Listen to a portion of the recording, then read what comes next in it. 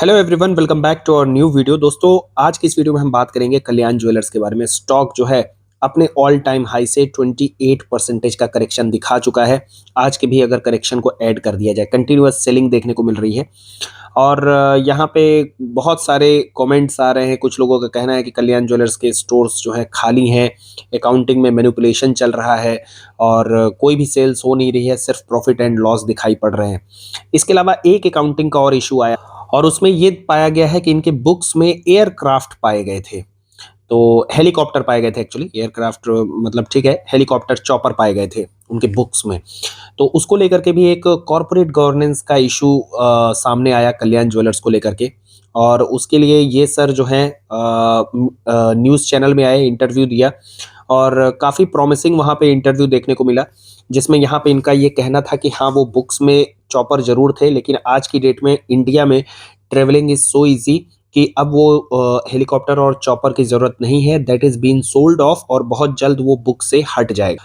इसके अलावा इन्होंने जो गाइडेंस वगैरह की बात की, बहुत प्रॉमिसिंग वहाँ पे गाइडेंस दिया। इनका ये भी कहना था कि इनकी सेम स्टोर सेल्स ग्रोथ काफ़ी स्ट्रॉन्ग है और इनका ये कहना था कि अगर ये हमें 7% की सेम स्टोर सेल्स ग्रोथ भी आने वाले टाइम में मिलती है, तो भी कल्याण ज्वेलर्स का स्टोर ओपनिंग इतना एग्रेसिव है कि ये कंटिन्यूअसली जो है तो 25% सीएजीआर से ग्रो कर सकते हैं।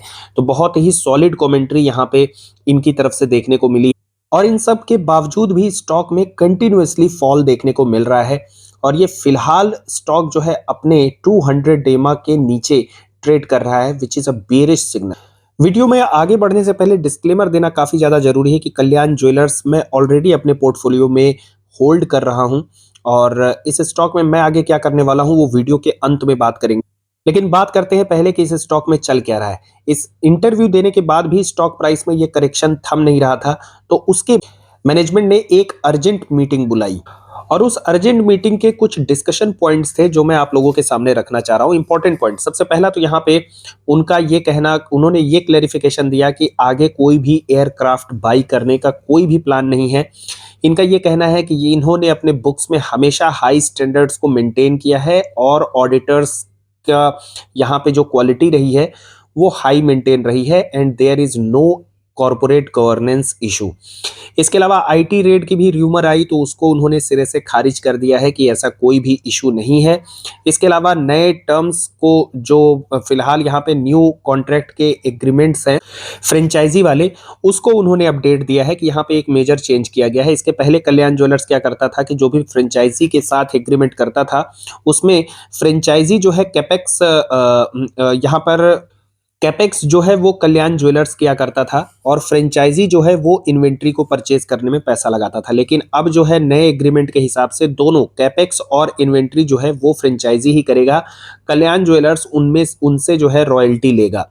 इसके अलावा यहाँ पे लैब ग्रोन डायमंड के बारे में बोला गया है कि कल्याण ज्वेलर्स इज नॉट इंटरेस्टेड क्योंकि इसकी बहुत ज़्यादा डिमांड नहीं है।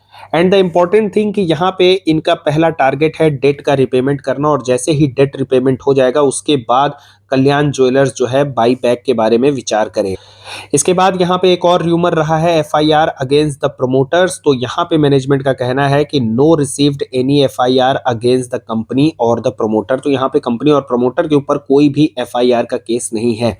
तो इतना यहाँ पर इस कॉन कॉल में जो है तो मैनेजमेंट ने क्लैरिफिकेशन दिया and still the stock price is going down. Well, valuation की बात करें तो वैल्यूएशन भी काफी ज्यादा स्ट्रेस्ड हो चुके थे। टाइटन से यहाँ पे ज्यादा वैल्यूएशन मिल रहे थे। टाइटन की बात करें तो ब्रांड है और यहाँ पर सबको पता है कि मैनेजमेंट काफी ज्यादा क्लीन है टाइटन की अगर हम बात करें।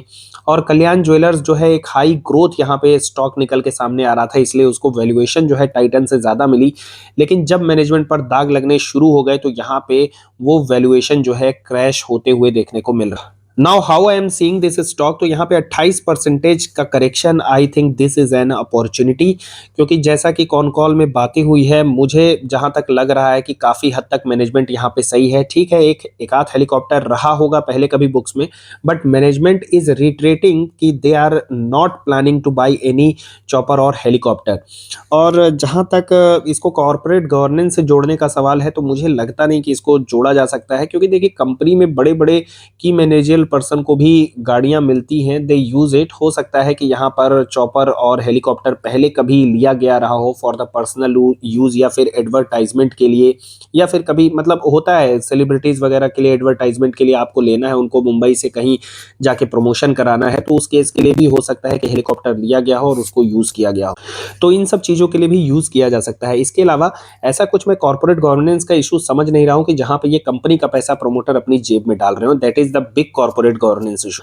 और जो लोग बोल रहे हैं कि सेल्स वहां पे कुछ दिख नहीं रही है, तो अगर आप ये नंबर देखेंगे कैश फ्लो और एबिटा विच इज 96%, जो कि क्लियर बताता है कि कंपनी के पास पैसा आ रहा है और पैसा सेल से ही आ रहा है। इसके अलावा मुझे लगता है कि यहाँ पे एक अपॉर्चुनिटी है, क्योंकि बहुत बड़े बड़े फंड की यहाँ पे अगर आप बाइंग देखेंगे, चाहे मोतीलाल ओसवाल हो, नोमुरा हो, 539, ठीक है, और इसके अलावा प्रमोटर ने खुद 535 के प्राइस पर यहाँ पे बाइंग की है। गवर्नमेंट ऑफ सिंगापुर की भी आप बाइंग देख सकते हैं, और बड़ी बड़ी क्वांटिटी है, 1% की होल्डिंग, 0.7, 0.9, ठीक है, 0.72%।